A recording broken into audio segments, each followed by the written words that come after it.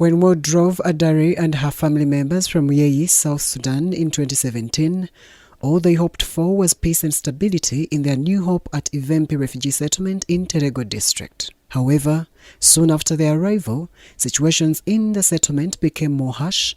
Adare had to find means of survival for herself and other 17 members of her family. Stayed for over a week at the reception because people were very many. Rooms were not enough. People could defecate outside. We were just sleeping outside. The rooms were few. After that 1 week, we were registered and then they dropped us here to where I am staying now.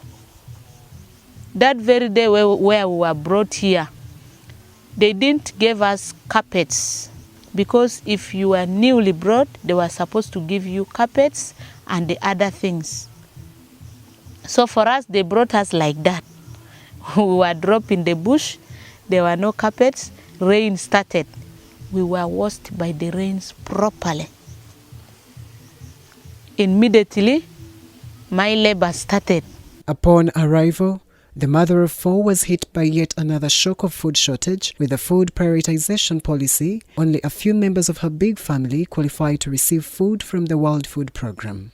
With no money to buy food for her large family, she resorted to doing odd jobs in the host communities where she would be given food in exchange for her labor. We start digging, and in that digging, we could get extra food from the work we were doing. And then the ones that we get, we sell and support ourselves. With the worsening situations in the settlement, Adare swiftly embraced an opportunity to learn new skills. Among them is soap making, kitchen farming, agroecology, among others. With the skills, she is able to look after her family. She has also trained dozens of refugee women who are now engaged in various enterprises. I can be able to buy for myself some things that I used not to have, and then I am able to stand on my own in my family. As you can see, my family, it's a bit different from the way we came from South Sudan. Another group named Budget Maker, found in Zone 1, Point H in Ivempi settlement camp, is now engaged in piggery and other enterprises, which they believe has greatly improved their livelihoods. Thought-wise, that we should at least do something which can bring everybody in a group. And we managed to get some members, around 14, who came and we registered their names.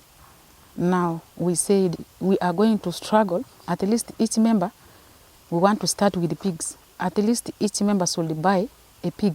Besides self-resilience, these programs are also aimed at ending social challenges in refugee settlements. Among these challenges is teenage pregnancy, gender-based violence, as well as alcohol and substance abuse. In Ivempi settlement, dozens of young people are now engaged in bakery through which they earn income. Our package, we did not only train, but we say that we have to train and give startup kits.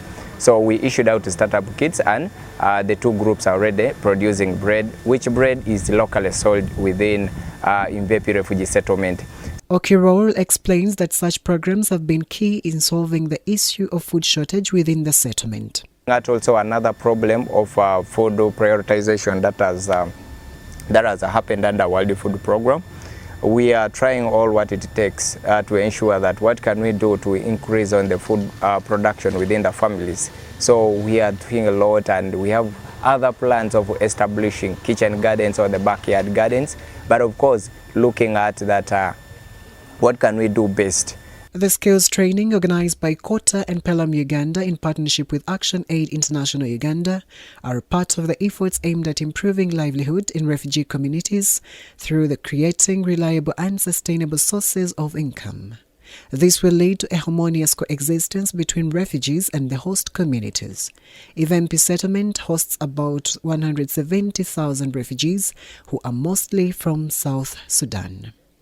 Report compiled by Rachel Nachuala for the news.